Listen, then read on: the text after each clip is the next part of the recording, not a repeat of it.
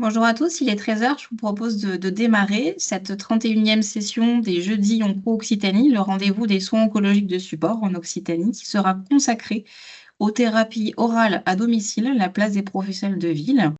Je vais vous présenter donc le programme de cette session. Nous avons donc deux interventions. La première sera consacrée à la présentation du parcours OncoLink, les modalités de mise en place du parcours et le rôle des professionnels impliqués par le docteur Charlotte Morel, qui est pharmacienne hospitalière à l'IUCT Oncopole de Toulouse. Puis, une deuxième intervention, consacrée aux pharmaciens d'officine et leur rôle dans la coordination des parcours des patients, pardon, sous thérapie orale par Sébastien Couqui et Manon Olive, qui sont tous les 2 pharmaciens à la pharmacie des Pyrénées, à Muret, en Haute-Garonne. Ces 2 interventions seront suivies d'une session d'échange et de discussion d'1/4 d'heure avec les participants, lors de laquelle vous pourrez démuter vos micros pour poser les questions oralement ou les poser dans le chat. Bonjour à tous, donc je suis Charlotte Morel, je suis pharmacien hospitalier à l'Oncopole Claudius Rigaud et je vais vous présenter le parcours OncoLink, les modalités de mise en place et les rôles des professionnels impliqués.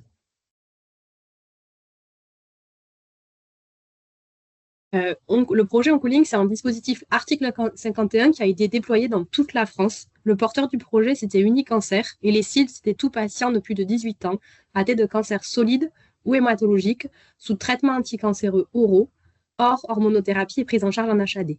L'objectif de l'inclusion des patients, c'était environ plus de 16 000 parcours entre octobre 2021 et mars 2025. Les territoires qui ont été concernés, il y a eu 43 sites expérimentateurs, dont 22 établissements privés, 12 CHU et 9 établissements publics. En Occitanie, il y a 2 établissements qui ont participé, c'est l'ICM Val d'Orel à Montpellier et l'Oncopole Claudius Rigaud. L'objectif attendu de cette expérimentation, c'était pour les patients de pouvoir sécuriser leur prise en charge avec une détection précoce des effets indésirables, une diminution des complications de grade 3-4 et aussi une diminution des interactions médicamenteuses. L'objectif était aussi d'améliorer l'adhésion au traitement afin de leur permettre de mieux comprendre l'intérêt de cette thérapie orale et d'améliorer leur suivi. Et aussi, la thérapie orale, les patients vont chercher leur traitement en officine et ensuite sont seuls, sont au domicile et n'ont des visites avec l'hôpital tous les 3-6 mois en fonction des besoins. Donc du coup, ça leur permet, le fait d'interagir avec les professionnels de l'hôpital et ce parcours, de pouvoir de ne pas être isolés et de se sentir en confiance avec les équipes de soins. Au niveau des professionnels de santé, l'objectif était une amélioration de la coordination ville-hôpital en permettant et en mettant en place des échanges d'informations tout au long du parcours du patient entre les professionnels des établissements, avec les pharmaciens d'officine et les médecins traitants. L'intérêt aussi était de transférer les connaissances des professionnels hospitaliers vers les professionnels de ville, parce qu'en effet, toutes ces thérapies orales, elles sont d'abord en rétrocession et ensuite elles passent en ville. Et donc l'intérêt était de faire connaître aux professionnels de ville la gestion des effets, enfin, surtout de pouvoir détecter des effets indésirables de faible grade pour pouvoir les prendre en charge et aussi d'être attentif à un effet indésirable de grade 3-4 et de pouvoir le signaler potentiellement beaucoup plus rapidement à l'équipe hospitalière. L'intérêt de ces interactions entre la ville et l'hôpital est aussi pour le pharmacien d'officine d'être informé en amont de la venue du patient de l'initiation d'un traitement, de connaître les effets indésirables de la molécule et aussi les temps de coordination sont financés par ce parcours. Pour le médecin traitant, c'était d'être informé du parcours, des molécules et des effets indésirables et aussi d'un contact établi avec les établissements.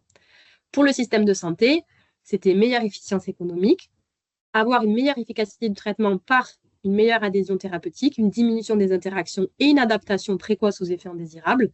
Et l'objectif est quand même une diminution des coûts hospitaliers liés à la prise en charge précoce de ces effets indésirables, une diminution des coûts liés au transport, un moindre gaspillage des médicaments. Et l'objectif en fait de tout ça, c'est de pouvoir évaluer est-ce que c'est faisable de financer un parcours de manière générale avec différents acteurs impliqués et non plus seulement les actes par chaque professionnel de manière indépendante. Pour vous expliquer les différentes étapes, en fait, ça a commencé, le premier close strat a eu lieu le 18 février 2021. Et on en est là depuis en 2025, où la date de fin d'expérimentation, c'est le 31 octobre 2025, qui dit que l'expérimentation oncolique va passer en droit commun, c'est-à-dire que tous les établissements vont pouvoir valoriser l'accompagnement de leurs patients sous thérapie orale grâce à ce parcours-là. Pour l'instant, on est au 31 octobre jusqu'au 3 mai 2027. On est en période de SAS, donc c'est la période transitoire, ils appellent ça la période d'innovation, et uniquement les établissements qui ont participé à l'évaluation, à l'innovation, à l'expérimentation, vont pouvoir continuer de proposer ce parcours à l'ensemble, aux patients de leurs établissements. On ne peut pas le proposer à l'ensemble de nos patients sous thérapie orale parce qu'on a un nombre limité de patients qui ont été calculés en fonction du nombre de patients inclus en phase expérimentation. Donc pour l'instant, pour les professionnels de ville, l'inclusion d'un patient dans le parcours OncoLink dépend de l'hôpital. Donc du coup, ça sera toujours un appel du pharmacien hospitalier ou de l'infirmière en fonction de l'organisation qui est mise en place dans l'établissement, qui informera les professionnels de ville de l'inclusion du patient dans le parcours. La période de SAS, qu'est-ce qu'elle va? Elle permet, en fait, elle va permettre de préparer le passage en droit commun avec les modalités de facturation auprès de la CNAM et de définir en fait toutes les règles par rapport aux différentes prises en charge des patients avec l'interface avec la télésurveillance, quelle structure va pouvoir porter, comment déclarer en fait un parcours coordonné renforcé. Par rapport aux principaux résultats, donc le 31 octobre, le comité stratégique d'innovation en santé et le conseil stratégique d'innovation en santé, avec des évaluations qui ont permis l'évaluation en fait, de cette expérimentation, ont donné un avis favorable. Donc du coup, on passe en droit commun. Ce que je vais vous présenter par la suite, c'est pourquoi ils ont donné un avis favorable. On voit que cette expérimentation, elle est reproductible. En effet, il y a 40 établissements qui ont participé et qui ont inclus des patients dans le parcours. Et on est tous différents par rapport à la taille, par rapport aux ressources impliquées, au niveau situation géographique et au niveau statut juridique. Aussi, au niveau de l'hôpital, il y a une transformation des prises en charge au niveau intra-hospitalière. On a une coordination accrue entre les professionnels, notamment entre trinômes, oncologues, pharmaciens hospitaliers et infirmiers de coordination. On a vraiment développé, il y a eu un développement au niveau des échanges en termes de volume et de fréquence entre ces trois acteurs. Et chacun, en fait, son rôle a évolué avec des modifications de temps passé en consultation pour les trois professionnels de santé. En effet, nous, on s'est de manière spontanée, chacun explique différentes thématiques et appuie sur certains points.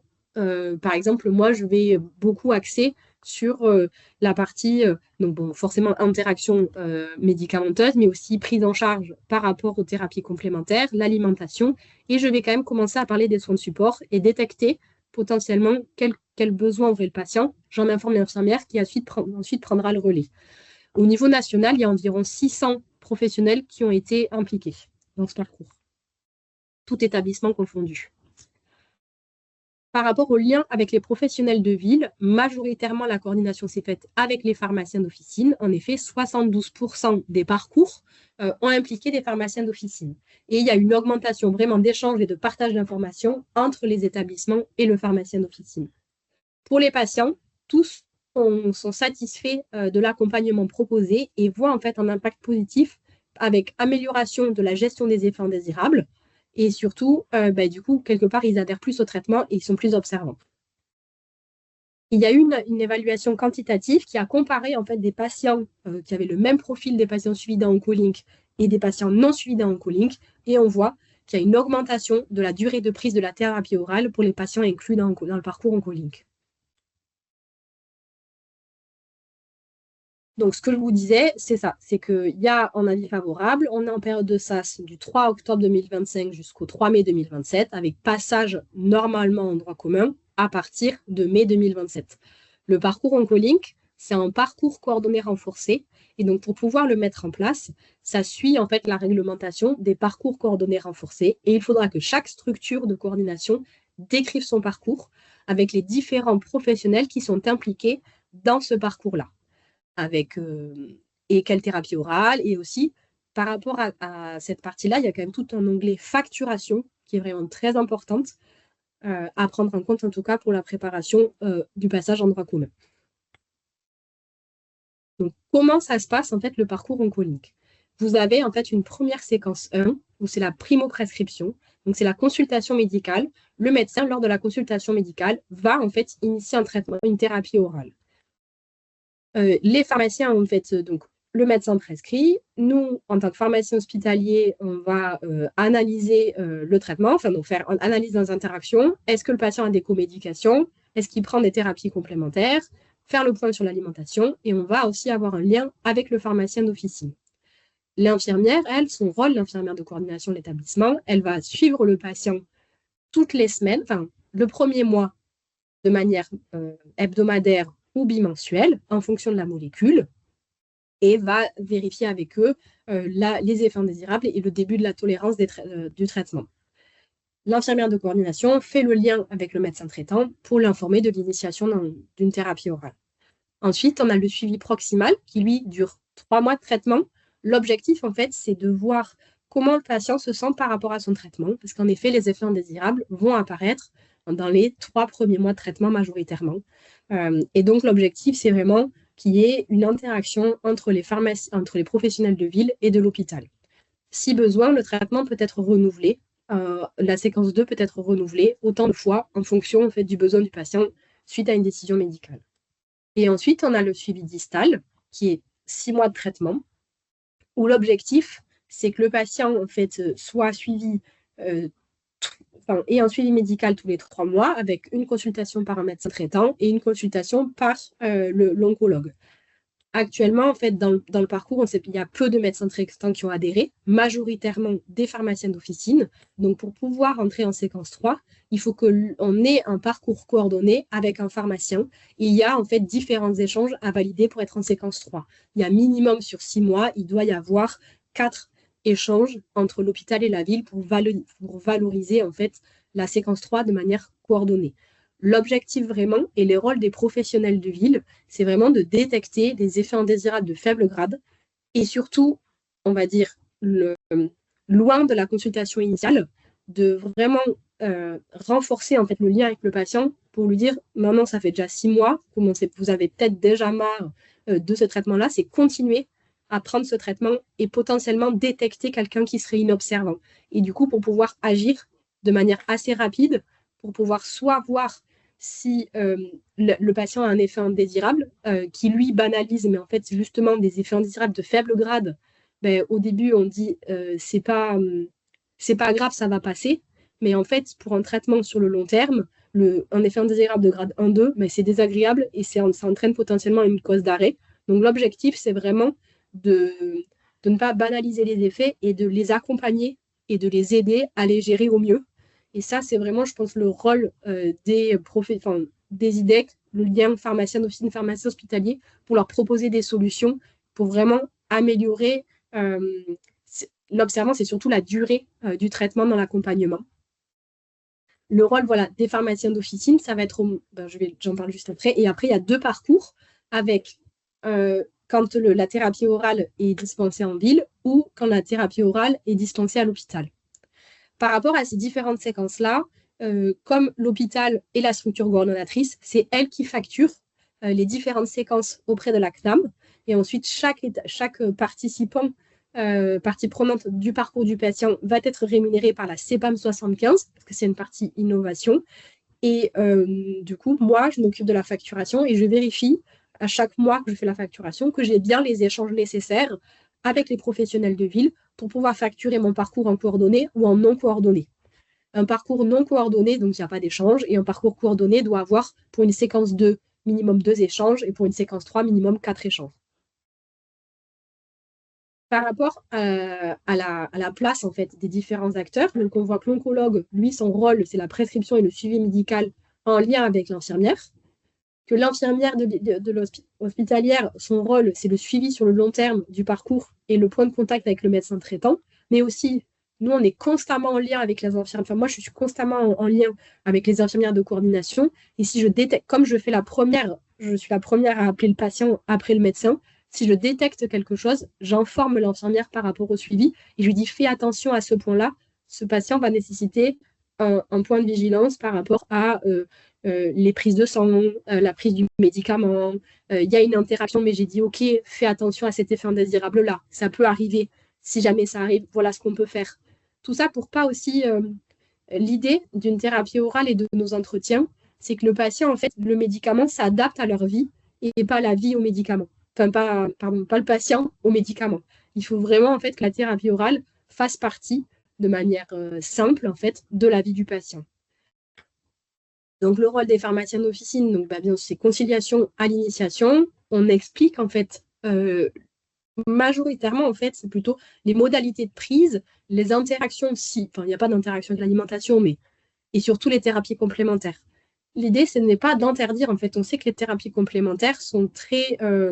beaucoup de patients sont assez friands, en fait, de ces thérapies complémentaires-là. L'objectif, c'est de les accompagner avec ces thérapies complémentaires et de les accepter. Et comment, ensemble, on arrive à construire un plan qui convient à la fois au patient et aussi à nous, et que le patient soit en sécurité avec la prise de tous ces potentiels traitements.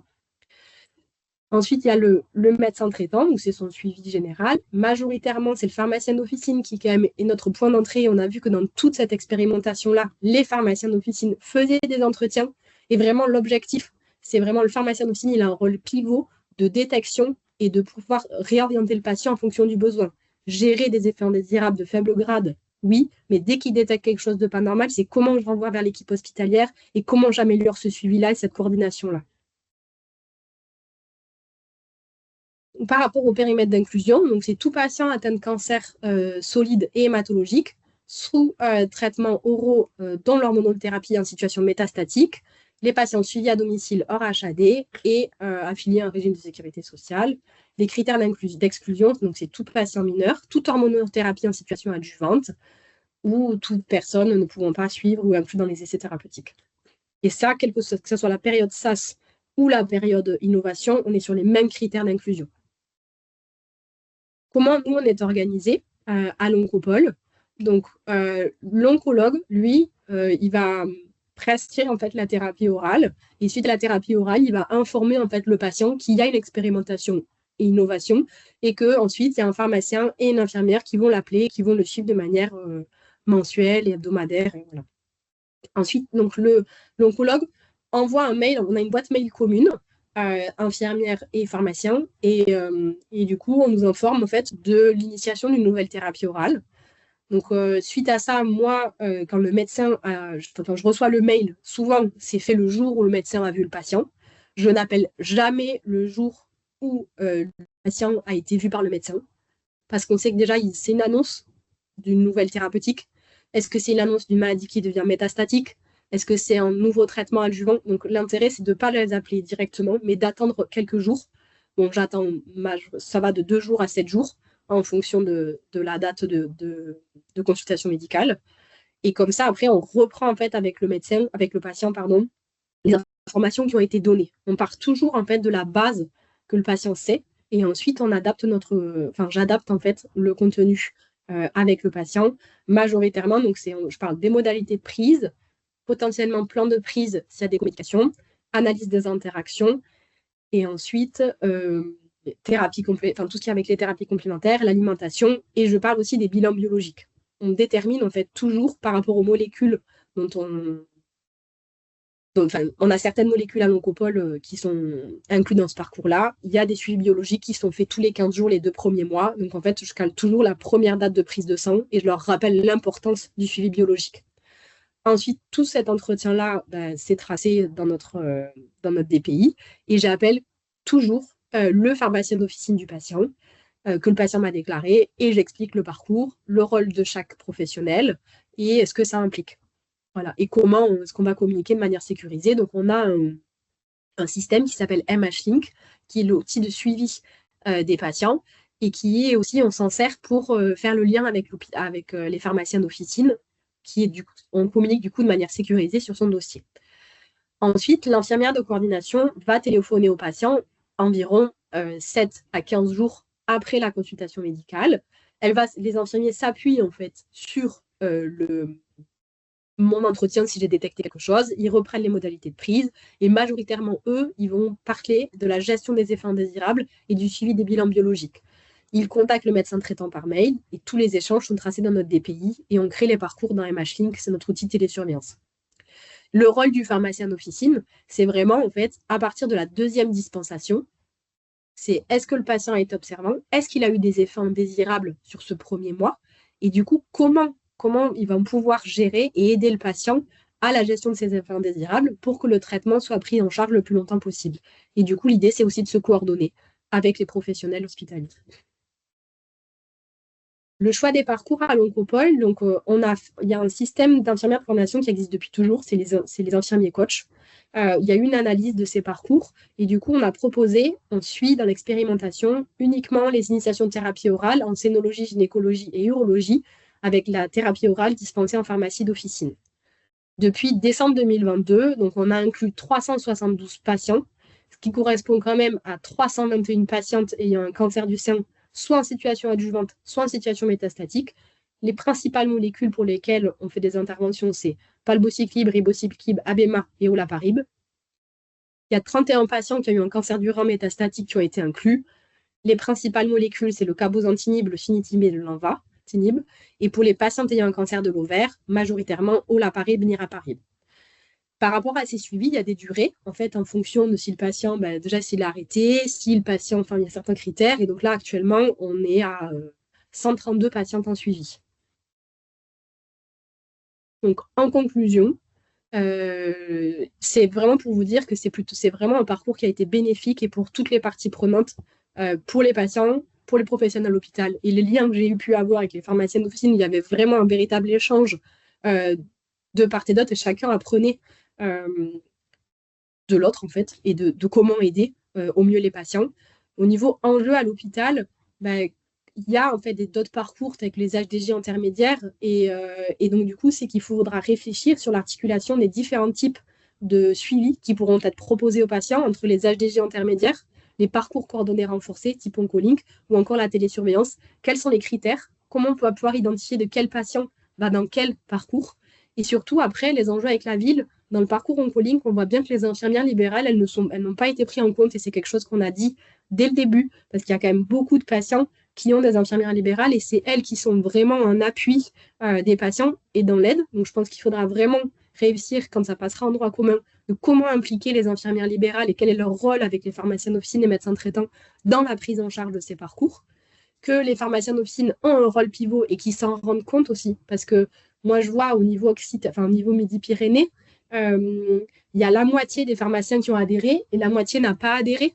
Et donc, comment, en fait, c'est quelque chose que vous faites déjà, qui est déjà fait par les pharmaciens d'officine au quotidien, et c'est comment réussir à valoriser, en fait, cette action de coordination, comment maintenir cette action de coordination, et ensuite, l'enjeu majeur, et je pense que c'est pas enjeu ville, c'est enjeu pour tout, c'est comment réussir à tracer, tracer de manière sécurisée sur un seul outil informatique unique pour l'ensemble des patients pris en charge.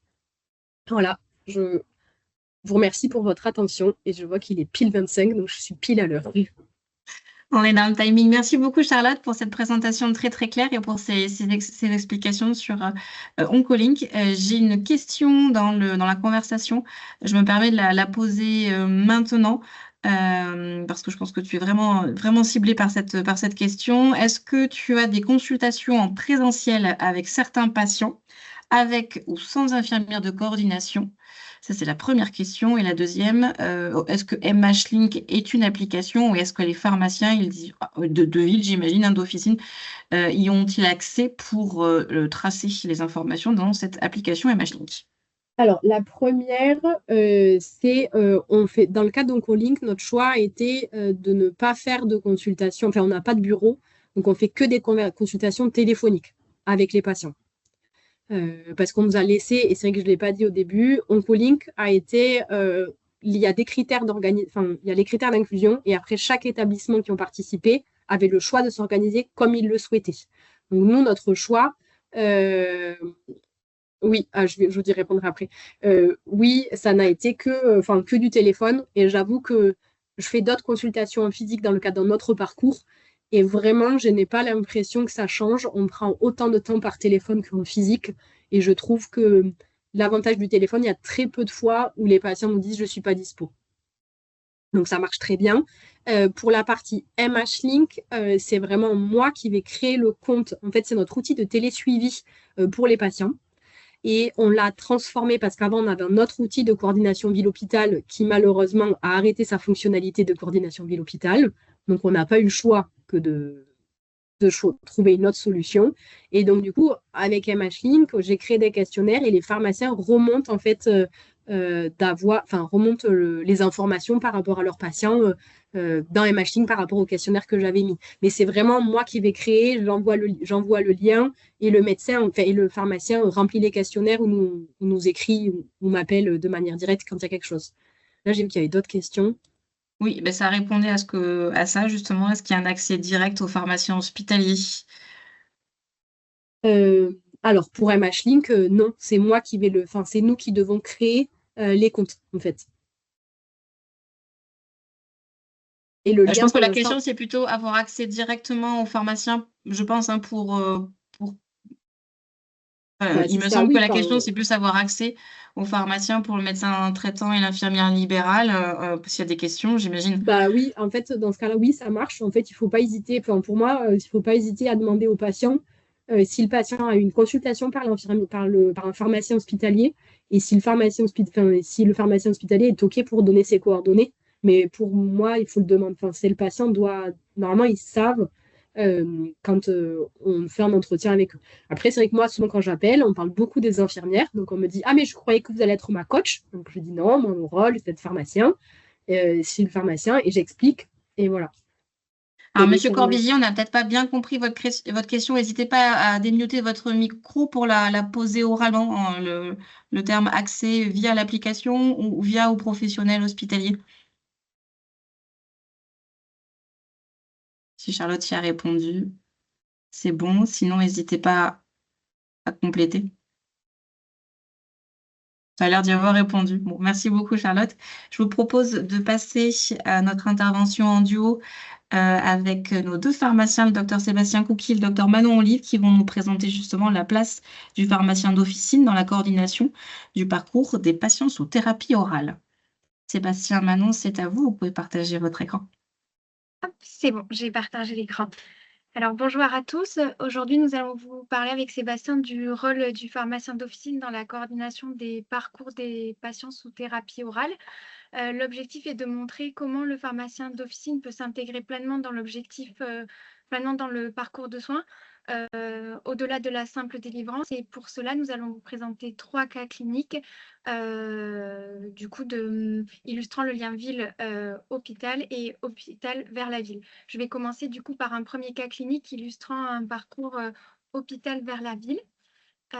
Alors, c'est le cas numéro 1. Il s'agit d'un patient de 71 ans avec de nombreux antécédents, notamment un cancer du sein droit traité par mastectomie avec métastases osseuses et médulaires, un antécédent de mélanome et plusieurs comorbidités chroniques avec notamment un tabagisme. Et ce patient, on l'a vu à la pharmacie en novembre 2023, où il nous a annoncé la découverte d'une tumeur pulmonaire dans un contexte de toux chronique. Alors, en février 2024, l'officine est contactée par un pharmacien hospitalier pour l'informer de l'inclusion du patient dans le dispositif Oncolink.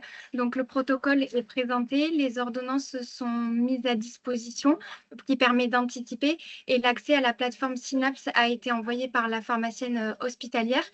Alors, Synapse, c'était l'ancienne plateforme avant MHLink, donc j'ai juste décidé de présenter ce cas parce que c'est un patient pour lequel on a pu faire les 3 séquences. Voilà.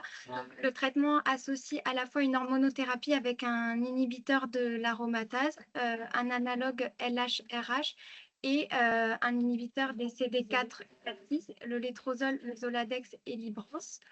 Donc, le parcours Oncolink permet concrètement, du coup, donc, ce qu'il nous faut faire, c'est mentionner chaque délivrance lorsque le patient vient avec les ordonnances, mentionner les différents événements intercurrents et réaliser les entretiens pharmaceutiques de manière régulière, donc en utilisant les trames de l'assurance maladie. Je laisserai le soin à Sébastien de présenter concrètement ces entretiens pharmaceutiques lors de la deuxième partie de l'exposé. Donc, j'ai décidé de vous présenter les situations où OncoLink a vraiment eu un intérêt parce que ça nous a permis de mieux gérer les événements intercurrents, auxquels ce patient a pu faire face. Donc, notamment, on a été sollicité par l'infirmière libérale pour la mise en place du Doladex, qui se posait la question s'il fallait retirer l'ancien avant la pose du suivant. Donc, on a pu contacter le laboratoire et tracer cette demande sur la plateforme Synapse. Deuxième événement aigu aussi également, le patient a eu une pneumopathie avec une prescription d'Augmentin et chez un patient ce patient-là était allergique aux pénicillines. Donc, on a pu détecter l'erreur et corriger avec appel du médecin avec un switch vers la piostacine, pardon. Également, dans ce patient, dans sa prise en charge et dans son accompagnement, on a pu faire une cible sur la prévention et deux exemples concrets sur ce point vaccination qu'on a fait avec lui. Donc, on a pu le vacciner grippe Covid et on a sollicité l'Oncopole, l'équipe médicale, pour valider la vaccination des 2 vaccins en même temps du côté gauche parce que c'était un patient qui avait eu une exérèse du ganglion sentinelle droit. Et pour ce patient-là, on a pu proposer également la vaccination pneumocoque qui malheureusement pour l'instant est toujours refusée. Mais bon, au moins elle est tracée sur l'application Synapse. Donc, si je peux synthétiser, donc cette coordination via OncoLink a plusieurs impacts positifs, nous, de par notre pratique au final. Donc, tout d'abord, c'est l'anticipation des problématiques, la sécurisation du parcours, une relation de confiance créée avec le patient parce qu'il nous identifie vraiment comme partie intégrante de l'équipe de soins et validée par l'Oncopole. Également, un rôle bien sûr de coordination et de communication parce qu'on a des interlocuteurs privilégiés à l'Oncopole qu'on peut contacter très facilement. Et également, ce parcours a également, pour ce patient, dans ce cas-là, permis de faire émerger d'autres besoins, avec notamment une situation de dépression chez les dents, qui a permis une réorientation et une prise en charge adaptée. Et après, au sein même de l'officine, c'est un réel projet d'équipe impliquant à la fois les préparateurs et les pharmaciens, notamment pour l'organisation logistique, parce que dans le cas de ce patient, ça nous permet d'anticiper les commandes du médicament, que ce soit l'initiation du traitement et après dans les renouvellements. Et souvent, c'est la difficulté en officine parce que c'est des thérapies qu'on n'a pas forcément en stock parce qu'elles sont particulièrement onéreuses et peu de patients l'apprennent. Donc, dans notre cas, par rapport à l'utilisation des outils, bon, maintenant c'est MHLink. C'est vrai que cet outil, bon, là c'est Synapse, mais MHLink, c'est les mêmes problématiques. C'est que nous, on ne peut pas, une fois qu'on a publié les implémentations, c'est-à-dire dès qu'on a fait qu'on a mis dans les différentes séquences nos informations, on ne peut pas les modifier a posteriori. Donc, comme nous, en fait, ce qu'on a décidé en interne, c'est pour ces patients-là, c'est qu'on prend les infos à chaque ligne du patient et on centralise ces informations pour faire un seul compte rendu par mois. Et quand vraiment il y a des événements intercurrents, on ouvre un événement que pour l'événement intercurrent. Voilà, ça permet de faire des transmissions régulières et d'impliquer l'équipe parce que parfois le patient vient au-delà de son ordonnance pour d'autres choses à l'officine. Donc, ça nous permet de faire de récupérer les informations de manière fluide et coordonnée, du coup. Et également, ce qui nous a peut-être aussi manqué parfois aussi, c'est par rapport aux informations qui étaient données par l'infirmière de coordination, c'est de pouvoir échanger directement nous-mêmes avec cette infirmière de coordination sur certains cas ou certaines prises en charge qui auraient pu être mentionnées aux patients. Voilà, donc ça peut être les deux perspectives d'évolution, mais après, c'est un outil très facile et qui prend peu de temps à utiliser et qui s'intègre parfaitement dans notre pratique et dans l'exercice que l'on a et dans l'accompagnement des patients. Deuxième cas que j'ai voulu vous illustrer, notamment pour vous montrer un exemple hors coordination, c'est-à-dire sans OncoLink. Du coup, c'est un patient de 49 ans qui est suivi par un adénocarcinome bronchique métastasique pulmonaire, ganglionnaire et musculaire. Donc, c'est un patient qu'on a eu le 23 décembre avec une ordonnance de Xalcori. Et en fait, il s'avère que ce traitement, donc on n'en était pas informé, du coup, on le découvre avec l'arrivée du patient et de l'ordonnance, était en rupture chez les grossistes avec pas de dépannage possible au laboratoire en direct. Donc, on a contacté l'oncologue avec qui on avait pu échanger et qui nous a rementionné bon, l'intérêt de commencer rapidement le traitement et de nous laisser 7 jours pour essayer de trouver le traitement avant d'envisager une alternative et que pour lui, la solution la meilleure était de commencer le traitement le plus rapidement possible. Donc, on a un petit peu démené pour trouver. Donc, on a pu, grâce au réseau final, se procurer le traitement via un grossiste dans une autre agence, donc dans le nord de la France, et avoir une livraison exceptionnelle du traitement le 26 décembre après-midi. Donc, dans un contexte de jour férié, période de fête, neige, manifestation des agriculteurs. Du coup, c'était pour montrer que voilà, sans anticipation, ça met le patient dans des situations anxiogènes parce qu'on a dû l'informer qu'on pouvait ne pas se le procurer et qu'on allait faire le maximum pour l'avoir. Et du coup, c'est évitable dans ces contextes et de patients polypathologiques avec un parcours complexe en oncologie. Et ça peut, et dans certains cas, là, on a réussi à faire le maximum, mais retarder des prises en charge dans des cas où plutôt c'est pris en charge et mieux c'est. Voilà. Du coup, je vais laisser pour la suite la parole à Sébastien, mon collègue, qui va vous présenter un deuxième cas clinique.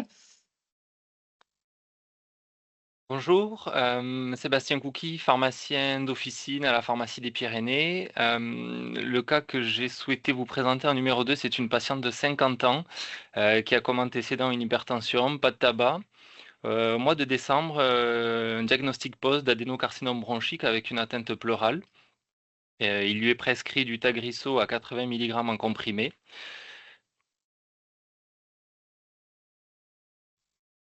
Cette patiente va bénéficier d'un entretien pharmaceutique qui se déroule de la façon suivante. Il y a tout d'abord un entretien initial qui nous permet en fait de prendre un petit peu la température, c'est-à-dire c'est un recueil d'informations générales sur le patient. On va évaluer son ressenti vis-à-vis de sa pathologie, vis-à-vis des traitements qui lui ont été proposés, de l'environnement. On va lui présenter le schéma et les règles de prise en charge de son traitement. Par la suite, au cours des mois qui suivent, viendront des entretiens thématiques avec 2 principaux qui vont ressortir, la vie quotidienne et les effets secondaires et un entretien thématique plus lié sur l'observance. Donc cet entretien initial pour cette patiente, nous sommes le 12 décembre, délivrance de Dacrisso. Il se trouve qu'on doit appeler l'établissement car cette patiente a en parallèle une ordonnance avec une consultation d'annonce soignante qui est prévue le 30 décembre et on ne sait pas trop ce qui lui a été dit, ce que la patiente a compris, mais en même temps on comprend qu'elle est très demandeuse d'informations. On veut illustrer ici aussi le lien de nous, notre besoin en se tournant vers l'hôpital. Ce qu'il a été décidé, c'est qu'après la commande du traitement, elle est venue le chercher le lendemain. On a pu lui remettre une fiche oncolien. Pas tout de suite, comme disait Charlotte tout à l'heure, on se laisse pareil en fonction des patients. C'est assez subjectif, mais on va pas le faire le jour même. On va partir plutôt sur 2-3 jours à voire plusieurs semaines. Il a été décidé également pour cette patiente de l'inscrire à la prochaine RCP au sein de notre maison de santé pluriprofessionnelle, car il se trouve que son médecin, son cabinet infirmier, son cabinet kiné et nous, les pharmaciens, faisons partie de la même maison de santé. Euh, Tout ceci va avoir pour but d'harmoniser notre discours de professionnel, d'évaluer le parcours du patient, d'évaluer sa prise en charge et d'avoir davantage de réactivité et de coordination. Voilà un exemple de fiche pour le Tagrisso, une fiche patiente. Donc, vous voyez, c'est bien illustré. Il y a un schéma de la boîte, des comprimés, à quel moment le prendre. Ça rappelle pas mal d'informations. Toujours en gardant en tête que ces patients, quand une annonce leur est faite ou quand un traitement leur est instauré, ils ont énormément d'informations qui arrivent d'un coup.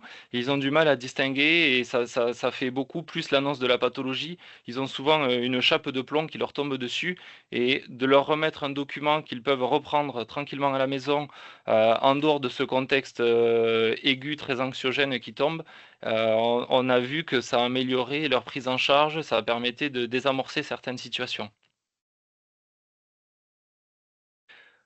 Ça, c'était pour la thérapie orale et on a souhaité vous présenter aussi, au-delà des entretiens pharmaceutiques pour thérapie orale, une situation qui nous est arrivée il y a quelques semaines pour une patiente sans thérapie orale de 73 ans, 1,50 m, 41 kg, avec une tumeur maligne au niveau du péritoine. Elle a bénéficié il y a quelques mois d'une chirurgie, puis de plusieurs lignes de chimiothérapie. Et en novembre, elle se retrouve avec une chimiothérapie FOLFIRI Avastin.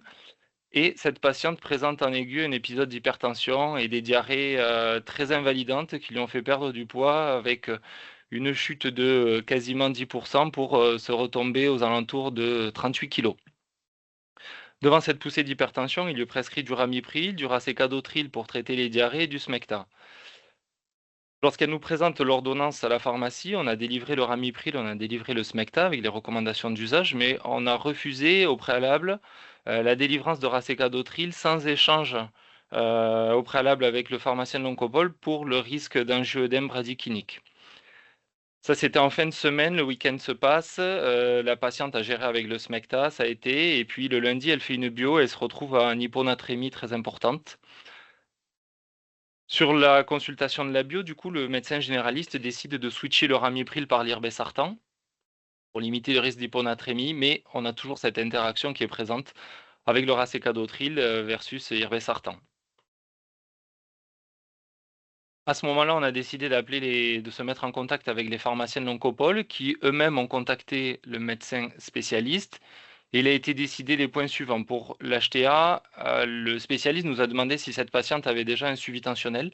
Ce n'était pas le cas, donc en fait on l'a initié, on lui a remis une fiche d'automesure, on a validé avec elle le brassard d'autotension qu'elle utilisait. Il se trouve qu'il était défaillant et il n'était pas aux normes CE, et il avait quelques années, donc du coup on a pu réorienter la patiente dans un cadre, on va dire, actualisé. Il a été proposé de switcher l'IEC ou le sartan qui avait été déjà introduit par de l'amlodipine, car il n'y a aucune interaction entre l'amlodipine et le racécadotril. Et concernant les diarrhées, cette perte de poids qui était très invalidante pour la patiente, elle avait sa prochaine consultation à l'oncopole dans les 15 jours qui suivaient. Il a été décidé que si la perte de poids perdurait jusqu'à la prochaine consultation, la patiente devait appeler les IDE de coordination pour avancer les dates de la consulte. Et surtout, pas d'automédication, pas de l'opéramide, car il y avait une crainte d'occlusion. C'est 2-3 exemples qui nous permettent en fait de mettre en avant, pour répondre à la question initiale du thème, les pharmaciens d'officine dans la coordination des parcours des patients, le rôle pharmacologique du pharmacien au préalable sur la gestion des interactions, des contre-indications, des effets indésirables, que faire en cas d'oubli de prise. Un rôle de logistique avec l'approvisionnement des traitements, on l'a vu avec l'exemple de Manon, qui peut être quelquefois un peu compliqué au regard de certaines situations qui ne dépendent pas de notre fait. Un rôle pharmaceutique sur les modalités de délivrance, avec aujourd'hui la nécessité d'avoir la carte vitale, l'original de l'ordonnance, tous ces points qui vont être annexes, mais pour autant très importants. Un rôle de coordination, de détection d'effets indésirables, de réorientation si besoin, et de présentation, et ça regroupe un peu les points précédents, expliciter ou réexpliciter, parce que ça a souvent déjà été dit, les soins oncologiques de support. Je vous remercie pour votre attention et je suis disponible s'il y a des questions. Merci Manon, merci Sébastien. Donc effectivement, on a une question pour nos 3 intervenants. Le patient reçoit plusieurs entretiens pharmaceutiques de l'oncopole, donc Charlotte, et officine. Ça dépend. Ça dépend des patients, ça dépend des parcours. Et je pense à l'initiation, c'est pas forcément nécessaire que le pharmacien reprenne les infos que j'ai. Si un pharmacien hospitalier a donné des infos à l'initiation, il n'y a peut-être pas besoin que le pharmacien d'officine en fasse genre 2 jours après, mais plutôt, je trouve que les entretiens sur le long terme, ce que décrivait Sébastien sur le suivi et tout ça, là, il y a un intérêt de reprendre les informations parce que souvent, déjà, 6 mois, 9 mois, 1 an, on oublie peut-être un peu ce qui a été dit et surtout, le médicament est pris de manière régulière et des fois, on ne fait pas forcément bien les choses sur le long terme. Et surtout, poursuivre, je ne sais pas ce que vous en pensez, Sébastien et Manon, mais moi, je trouve qu'à l'initiation, on donne beaucoup d'informations.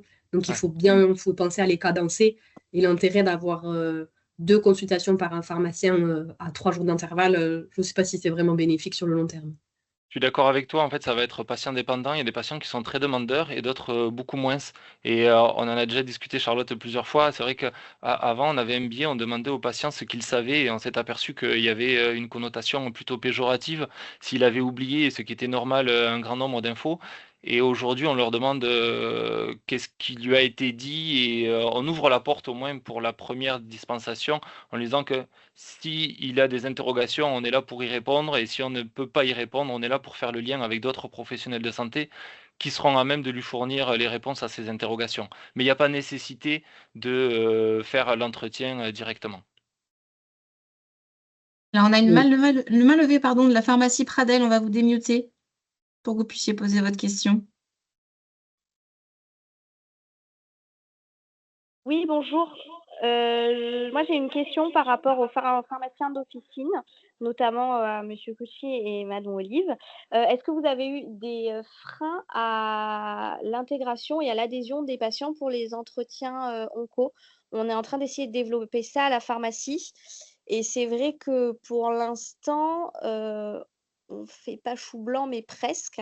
Est-ce que vous avez des pistes pour nous aider justement à faire adhérer le patient à ces entretiens-là? Merci. Alors, des freins, non, de la part des patients. Il faut cerner les moments où le patient peut être le plus demandeur. En fait, c'est à lui de nous faire remonter les besoins. Alors, à nous, en lui posant des questions sur, un peu comme en éducation thérapeutique, essayer de faire ressurgir un besoin pour accompagner au mieux notre patient. Euh, on n'a jamais eu de frein. Ça se fait de façon plutôt fluide et naturelle. Je ne sais pas si je réponds à votre question correctement, si c'est ce que vous attendiez comme réponse. Nous, pour les formations, on fait des formations à destination des pharmaciens d'officine pour proposer en fait la mise en place des entretiens. Et en fait, l'intérêt en fait de l'entretien pharmaceutique par le pharmacien. Il y a 2 études qui ont montré que le pharmacien en fait va prendre en compte en fait la globalité des traitements pris par le patient, anticancéreux sur l'écomédication et l'écomédication sur l'anticancéreux. Et ça a montré en fait qu'il y avait moins d'essais indésirables, un meilleur suivi sur le long terme.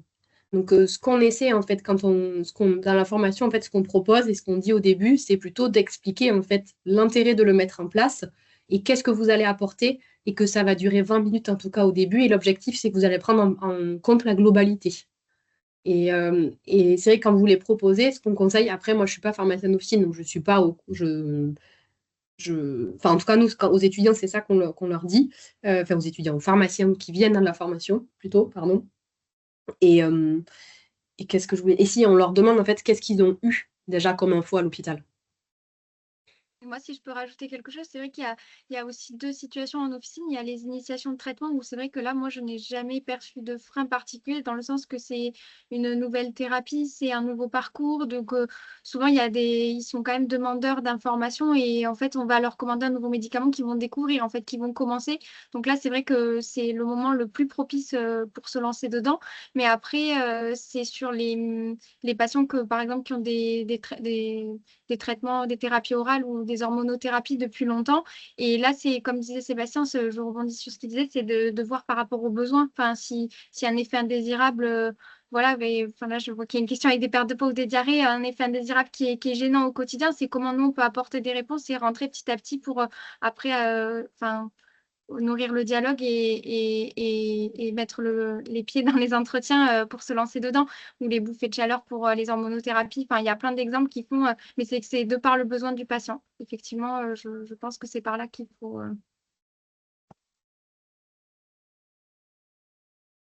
Là, on a une remarque. Merci beaucoup de vos réponses en tout cas. Nous, on est convaincus du bien fondé de ces entretiens et on va y mettre toute l'énergie qu'on peut dans le bien des patients. Merci.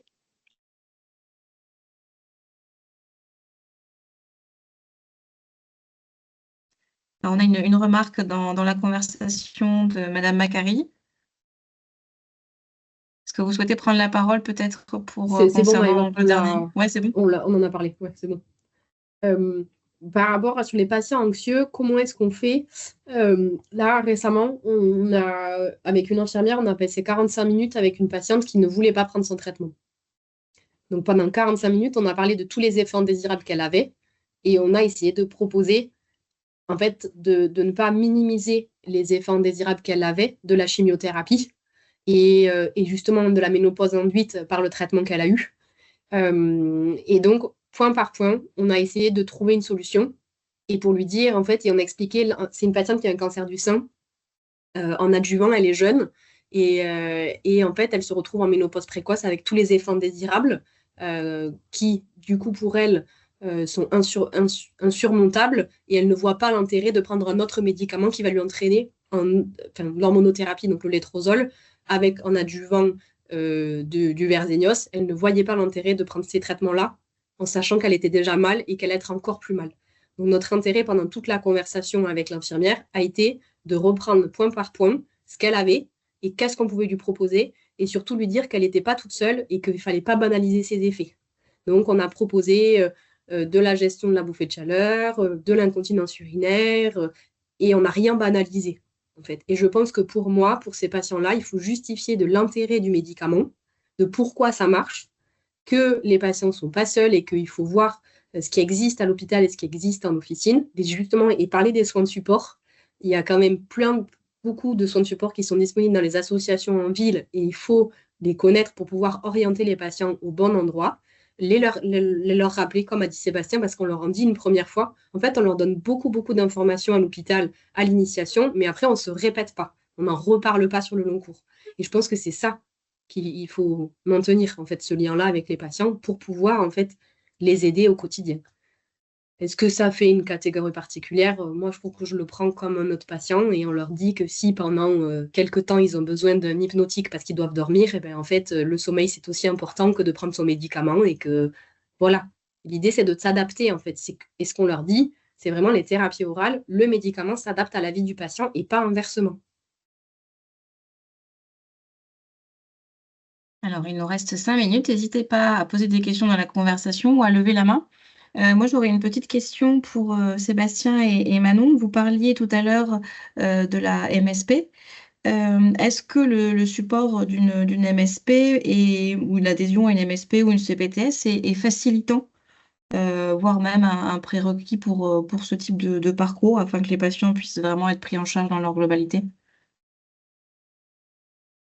Alors facilitant, moi je répondrais directement oui. Enfin, ça c'est sûr parce que du coup, si on a le médecin généraliste en commun, déjà on a un accès à des réunions où on peut voilà, pouvoir avoir les antécédents, discuter sur le cas du patient et avoir un échange aussi quand on détecte un effet indésirable de bas grade, comme parlait Charlotte, de réactivité quand même plus importante. Ça c'est sûr parce qu'on a des échanges privilégiés. Après, est-ce que c'est un critère obligatoire pour se lancer les entretiens? Non, non, parce que enfin, les entretiens dans la pharmacie étaient déjà faits auparavant sans être dans une MSP et on peut avoir notre rôle à jouer aussi sur les soins de support, sur des problématiques dermato où on peut apporter des conseils, euh, voilà, notamment dans la prévention où on peut enfin, intervenir de manière voilà, enfin, vraiment avoir un réel intérêt pour le patient. Après, c'est sûr que sur nous, les informations qu'on a à l'instant T, plus celles que nous donnent les patients, c'est plus on a d'informations, plus on peut agir et plus en connaissance de cause.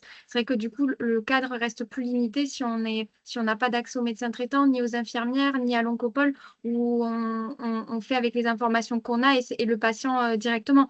Mais ça n'empêche pas de faire les entretiens. Mais après, c'est sûr que c'est facilitant et ça permet une prise en charge plus globale. Si je peux peut-être laisser Sébastien compléter, mais moi, mon ressenti, Tout à fait, c'est pas indispensable, mais c'est grandement facilitant. Le fait de décloisonner les barrières qu'il y a ou qu'il peut y avoir entre l'ensemble des professionnels de santé est un réel gain dans la prise en charge du patient. on sait qu'on peut s'appuyer mutuellement les uns sur les autres. voilà, ouais, que par exemple le médecin prescrit un vaccin, il nous dit, bah, voilà, comme ça c'est fait de suite, vous pouvez aller à la pharmacie, vous le récupérez. Voilà, c'est plus facile que, enfin, ou on appelle l'infirmière si c'est un patient qui se déplace pas en disant, est-ce que c'est toi qui peux le faire à domicile? C'est plus simple que, voilà, nous on arrive avec l'ordre du vaccin et on ne sait pas comment il va être fait après derrière. Là, c'est vrai que tout est tracé et on sait que la prise en charge des tenants et les aboutissants plus facilement.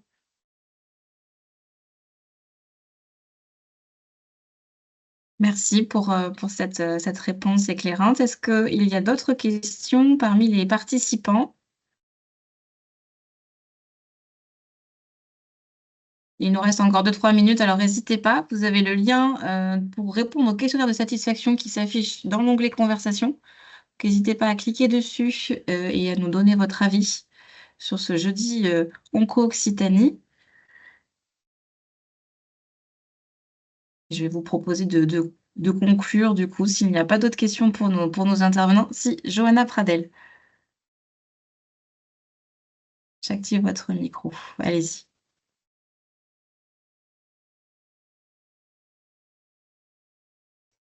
Oui, pardon, en fait, c'est toujours la pharmacie Pradel, hein, on est dans la même pièce. D'accord.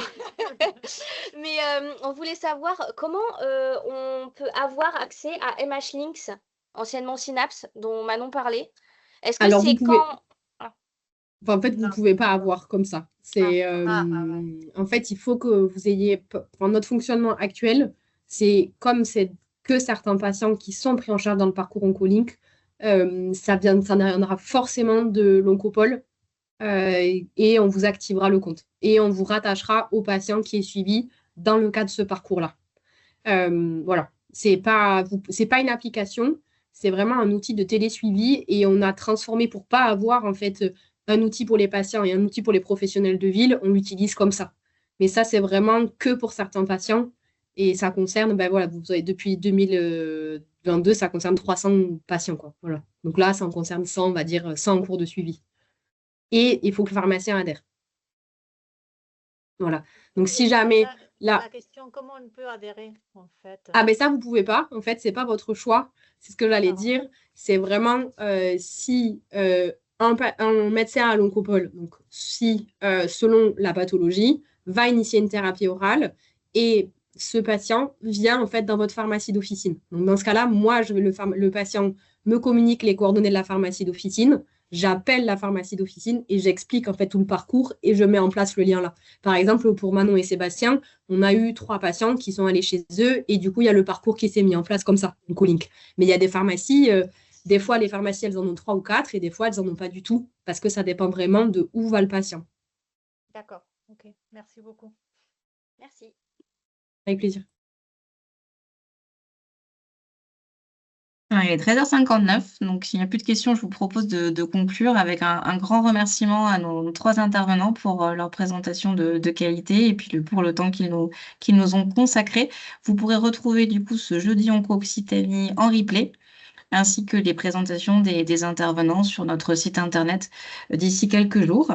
Je vais faire la promotion du prochain jeudi Onco-Occitanie. Je vous donne rendez-vous le jeudi 12 mars pour le 32e jeudi Onco-Occitanie qui sera consacré à l'oncogériatrie et à la prise en charge palliative. Quelles en sont les limites? Alors, je vous donne rendez-vous le 12 mars. Bon appétit à tous et à très bientôt. Merci.